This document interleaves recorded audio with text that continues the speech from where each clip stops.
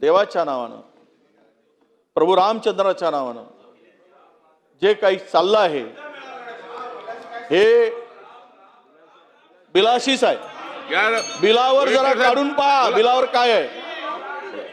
राम मंदिर आहे त्यामुळे बिलावर आहे. तुम्ही मला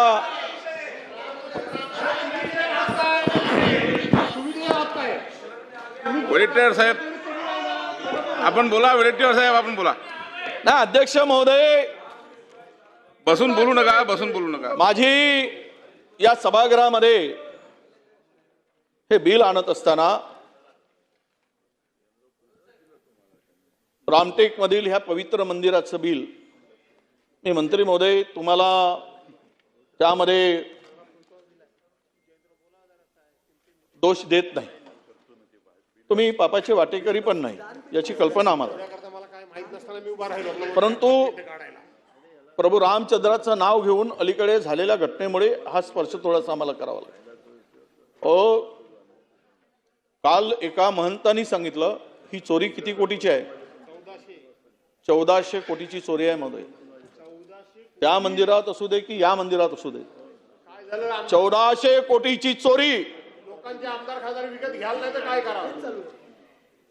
त्यामध्ये बसू नका, बसून बोलू नका. ए बादली, बसून बोलू नका, बसून बोलू नका.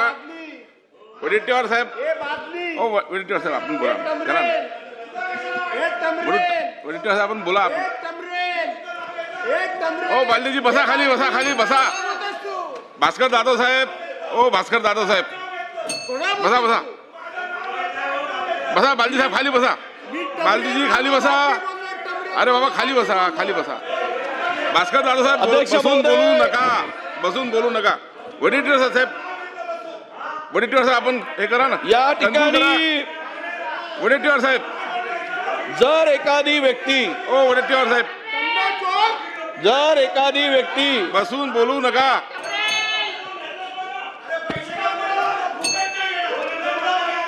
वडेट्टीवार साहेब आपण बोला. मला तुम्हाला विनंती आहे कन्क्लूड करा. बसून कोणालाही बसा, कमेंट्स बसा, करू देऊ बसा, खाली नका. बसा. हा जर अरे या बसा खाली. नेत्या- बालाजी खाली बसा. बालाजी खाली बसा. मध्ये अध्यक्ष महोदय, हा एकूण समितीचे सदस्य संख्येपैकी खाली बसून बोलू जी नका. निवड आहे ओ महेश बालदीजी बसून बोलू नका. भास्करराव, ओ भास्करराव दादा साहेब यामध्ये वडेट्टीवार साहेब आपण अध्यक्ष कन्क्लूड करा. आणि उपाध्यक्षांच्या आणि त्या ठिकाणी असलेल्या तुम्हाला दुतोंडी चांगलं बोलताय तर मला चांगलं माहिती आहे. अध्यक्ष महोदय, तुम्हाला दुतोंडी ही जी काही नैतिक अधपतनाचा ते तुमच्या डोक्याच्या वर अंतर्भाव असणाऱ्या कोणत्याही अपराधाकरता फौजदारी न्यायालयाने तिला दोषी ठरविलं असेल असं म्हटलंय अध्यक्ष महोदय. समितीची पगारी नोकर असेल किंवा देवस्थान विश्वस्त व्यवस्थेचा संबंधात या समितीला वस्तू पुरवण्यासंबंधीच्या किंवा समितीने हाती घेतलेले कोणतेही काम पार पाडण्यासंबंधीच्या किंवा कोणतीही सेवा देण्यासंबंधीच्या कोणत्याही सविधेत तिला प्रत्यक्षपणे किंवा अप्रत्यक्षपणे कोणताही हिस्सा व हितसंबंध नसेल. एक अत्यंत चांगला यामध्ये तो समावेश या ठिकाणी तुम्ही केलेला आहे. त्याबद्दल तुमचं निश्चितच चांगलं मत जिथे आहे तिथे चांगलंच म्हणू आम्ही. परंतु सुधीर भाऊंनी म्हटल्याप्रमाणे ज्यांच्यावर आरोप आहेत फौजदारी स्वरूपाचे पण त्याला न्यायालयाने दोषी ठरवले नसेल तर मात्र ज्यांच्या गुन्ह्याची तपासणी करूनच त्यांना त्या ठिकाणी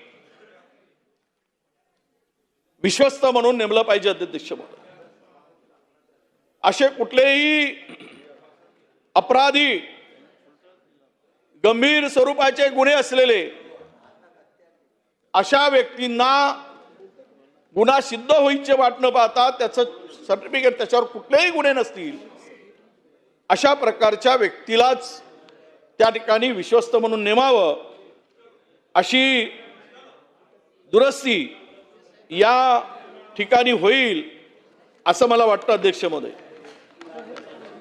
यामध्ये तुम्ही उद्देशामध्ये या बिलाच्या जे काही सांगितलं आहे अध्यक्ष महोदय, तो उद्देश खरंच साध्य होईल का? उद्देश आणि कारणामध्ये जे काही निवेदन दिलंय यामध्ये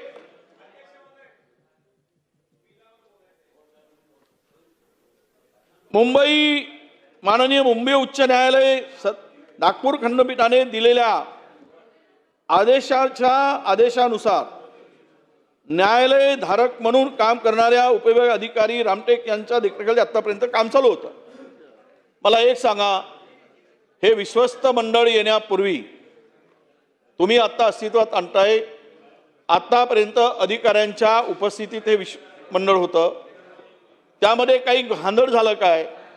त्यामध्ये काही गडबड झाली का? त्यामध्ये काही चोरी झाली का? मग त्या अधिकाऱ्याला बाजूला सारण्याचं काम काय? न्यायालयाच्या आदेशानुसार होतं. आता नव्यानं मंडळ आणायची गरज काय? अधिकाऱ्यावर कारवाई करता येईल. अयोध्येचं राम मंदिर लुटून घेणारे मोकळे आहेत, पुन्हा मेकअप करून फिरत आहेत नालायक, पुन्हा टीव्ही पुढे येत आहेत. ही हरामखोर प्रवृत्ती. ज्यांनी मंदिराला लुटलं, रामाला लुटलं, ते नालायकांनी त्यापेक्षा शब्द कोणता म्हणणार अध्यक्ष? म्हणून न्यायालयाने जर हे मंडळ नेमलं होतं, यामध्ये कुठलेही घोटाळे झाले नसतील, यामध्ये जर कुठलेही गैरप्रकार झाला नसेल, तर अध्यक्ष महोदय याला बदलण्याची का गरज पडली हाही खरा प्रश्न येतो. देवस्थानाची वाढती कार्य आहेच, कारण आता महाराष्ट्रातील ताज्या बातम्यांसाठी बघत रहा टाइम्स टुडे 18 न्यूज. सोबतच शेअर करा, सबस्क्राईब करा आणि बेल आयकॉन प्रेस करा.